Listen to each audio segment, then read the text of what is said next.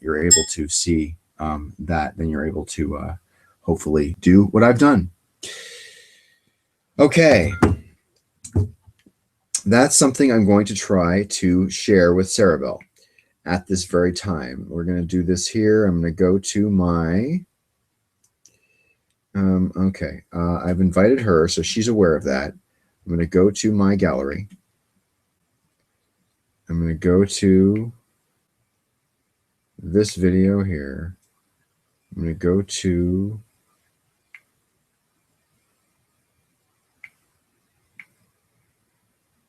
share on YouTube for Sarah. Next public, I'm going to put unlisted. And then I'm going to put upload. Okay. So let's see here. I have started a new thing. Let me tell her. Oh, I can't tell her. I have not activated. Let me activate the control room here, just in case I need to be able to see what I'm doing. This night is going to turn out to be kind of a washout as far as broadcasting and topics. There's not going to be a lot of viewership to this one. I'm surprised anybody views any of it, though, and I've stopped trying to predict whether or not people will watch, because the stuff I think is the most boring stuff is the stuff people often respond to, and the stuff I'm sure is just important and intelligent and relevant and interesting and funny is the stuff that absolutely bombs. So, all right, the video I recorded for Sarah is 3% done. I see one viewer. Welcome back. God bless you. If you're anyone other than Sarabelle, and Sarabelle, God bless you in case you have the patience for not giving up on this prospect at least one more time. I'm hoping you've rebooted by now. I see your chat here on my tablet. I do not see anything from you. I have recorded a video, and if you're able to see this video, Sarabelle, you're able to see me here. Then in about well, maybe 4 or 5 minutes, I should be able to just put up full screen this video, and you should be able to see what I think maybe is a step, hopefully, that you're missing. Hopefully, I mean, I don't mean hopefully you're missing a step, but I mean, hopefully we can figure out why it's not working for you. One viewer, that's you. Okay, good. I think there's probably a good minute or so lag between the time I say it and the time you see me say it. This is good tea. Oh my goodness, it's delicious tea. I made it myself, and I could not be happier about the tea. The video is now 12% done being uploaded. And while I see that I have one viewer here, the funny thing is I will have a couple dozen viewers by like, noon of, within 12 hours. Even if anybody watches just a part of it, I'm still flabbergasted by that. I just find that really surprising, but really interesting and cool as hell, because shit, I mean, if I'm interesting just being kind of boring, then that's a good thing. I feel like that's badass.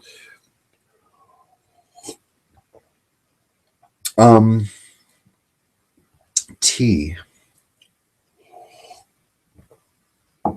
I make it with honey, and it's goddamn delicious. I probably put more honey than I need.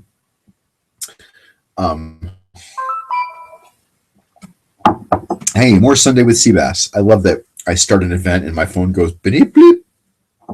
The next thing I want to be able to do is what you did before, Sarabelle, and that is actually join a call from your phone, or in my case, my phone or my tablet. 21% done as far as the video I want to put up on the screen and show you. Of course, you are probably well aware of everything that I have in it, but I'm going to. There's a little bit of honey on the bottom of the thing. It's delicious. I don't know why I've started using more honey than sugar to sweeten my tea. It's just so good. I think it's a special kind of artisanal honey. No, it's not. It's actually not. This is just the regular, like honey from the supermarket. My dad got a thing of like 4 artisanal special blossom kind of honey jars or something. And they tasted different. That's the funny thing. They're different colors and they do taste slightly different, each of them.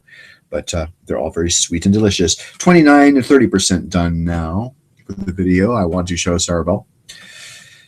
But it is proceeding. It also should be in high definition, and because it's Sunday night, it may take forever to process, and won't be ready till tomorrow anyway, and whatever.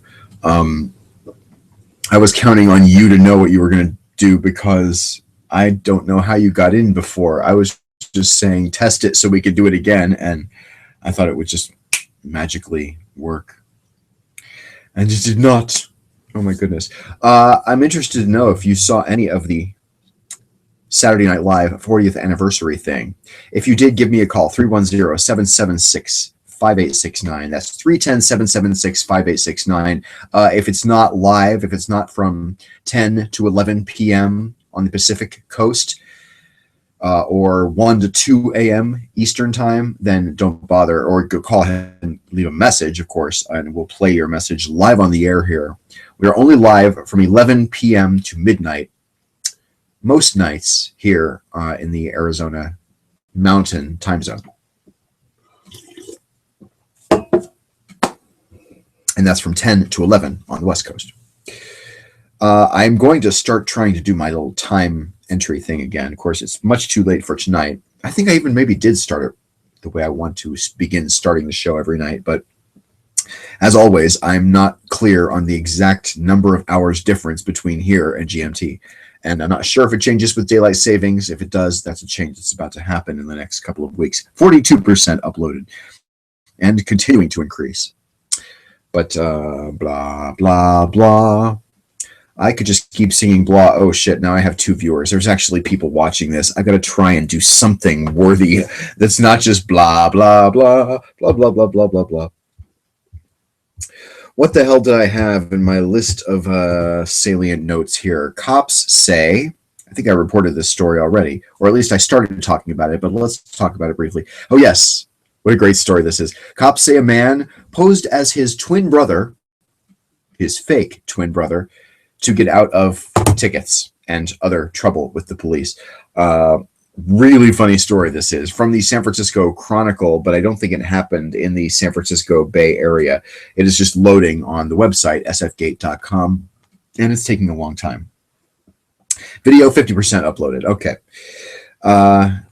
Again, see, look at this. It's just taking a really long time, and it's just a blank screen, and there's nothing loading. And for some reason, like, it has to load 89 to 95% of the website before the text can pop up. I find that irritating.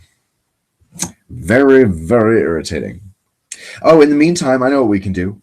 I can watch video of my cats, my parents' cats, actually. Let's see here. YouTube. Pull up my list of my movies. Nah, screw it. I have the news story now. New Jersey. A man in New Jersey posed as his fictitious blind twin brother in a bid to delay court hearings on several motor vehicle summonses, according to authorities. Olawale Agoro of Hackensack now faces charges of hindering apprehension, false swearing, and resisting arrest. I always wondered about, I swear, you can be arrested for false swearing in Rochelle Park, New Jersey. Agoro received 5 summonses during a July 31st traffic stop. Rochelle police tell the Record newspaper, but during a September court appearance, authorities say the 58-year-old Agoro claimed to be his twin brother, Tony. Suspicious of those claims, the officer who issued the tickets saw Agoro driving later that day and issued him 3 more tickets. Agoro then allegedly twice got adjournments after Tony sought them from court clerks, claiming that Agoro was in Nigeria mourning the death of their father. But a warrant was issued for his arrest after he failed to appear at a court hearing. He came to court the next day, once again claimed he was Tony. The court clerks became suspicious and contacted authorities, who determined that Tony really was Olawale Agoro. Tony was unable to produce any identification, and police matched a birthmark under his lip to the photo on his driver's license. Birthmarks, I sense, are not duplicated in twins, are they? Or are they? I mean, moles are very kind of small little genetic variations. I feel like that's sort of not something. Do you have, and like, are you so exact? Like, if you're identical twins, even your moles are in the same place and the same size and everything. I never thought about that before. I didn't think I thought that was true. I didn't think I thought that was true. I didn't think that was true. But I don't know. Maybe it is. Of course, I mean, if he has a birthmark and he doesn't have a twin brother, then we know for sure it's not his twin brother. But not known if he's retained an attorney, but I just love, hey, that's a very kind of novel approach. Frankly, you don't hear that too often. I'm sorry, I'm actually not Sebastian. I'm Jimmy, blind Jimmy, who doesn't really exist. Okay. That was posted on February 14th, so that story is about a day old as I bring it to you here. But, you know, this is not where you get late breaking news necessarily. This is where you get the odd news that no one else seems to really report. The creator of Nutella is dead of walnut poisoning. Michelle Ferrero has died at the age of 89. She is the creator of the hazelnut spread called Nutella. I believe it's like a chocolate / hazelnut spread. It's got cocoa along with the mashed up hazelnuts. I never liked Nutella.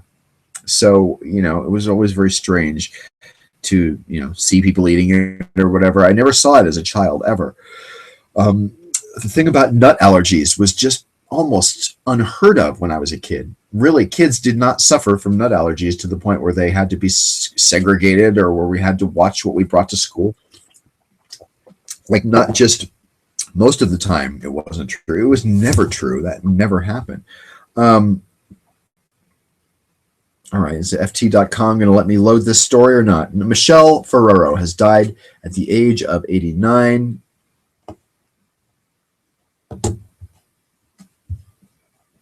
I am attempting to hit cancel or something, and it will not let me cancel the story.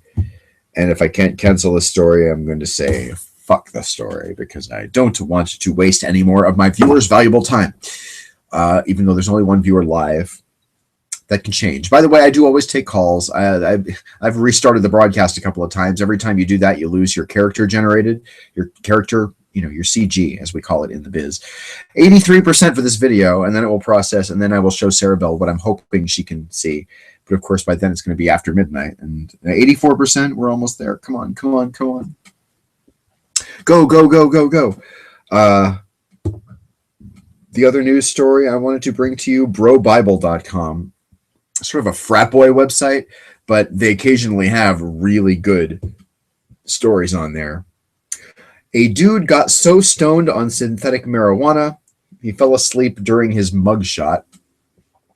This is funny. Let's actually look that up really fast. Dude so stoned, synthetic marijuana. And let's see, there it is. Okay, I'm going to go back to this and share with you my screen of this story, just so you can see what I'm seeing. A dude got so stoned on synthetic marijuana, he fell asleep during his mugshot. And as you see here, this is his mugshot. We've all passed out after taking a toke too many from the bong or bowl. It happens. Weed can make you sleepy. But you know what shouldn't? Getting arrested by the police. That should sober anyone up, or at least provide you with enough of a burst of adrenaline to get you through the proceedings. Christopher Shirley of Texas, as seen here, is the man who smoked some synthetic marijuana before going to Walmart. He didn't make it into the store, instead passing out in the parking lot. There, police found him completely out of it. The arresting officer said Shirley was, quote, unable to even state where he was born, unquote. Good for him. We all should get so baked we forget where we live and who we are. That, according to the folks at also, just don't drive, just smoke real pot. It affects you less. I do like that little tagline on this story. That was very funny. Bro Bible. I'm not really big on the frat boy websites, but yeah, every so often that has a really good one. So yes, I'm a follower of them on the good old Twitter. I can't believe I have 3 viewers. What on earth is wrong with the world? That you guys are actually interested in me. It's 11:58 here in the Arizona time zone, and I'm going to wrap things up. I'm happy you joined me for at least 60 seconds. You know, I'm not really very good at this yet. I'm getting better with the screen sharing and the changing of cameras and stuff. Hopefully I'll be able to interact with you as, the whole idea of doing this on the Google Hangouts was so I could have people joining me. And I see viewers here, but when I hit the control panel, I see no ability to dial up anybody else's camera. And the person who was able to get in on the show before is now not able to apparently turn on her camera or get in on the show. And I don't know how to turn it on. I don't know how to change it. If you have any feedback on Google Hangouts or exactly how this shit works, please contact me. Phone number 310-776-5869, or you can go ahead and send an email to cbaskunz@gmail.com. That's cbaskunz@gmail.com. Coming up on midnight, I'm going to wrap it up. We will try again tomorrow, Sarah Bell, to get this viewer thing going, but we will record it, and we will do sort of our first remote edition of our program. Do you want to do a hangout with just us and record it so that you can open the Sweetos? Absolutely. Join us for that. Join us for cBas After Dark, again, 10 p.m. on the west coast of the United States. We will see you on Monday night on cBas After Dark.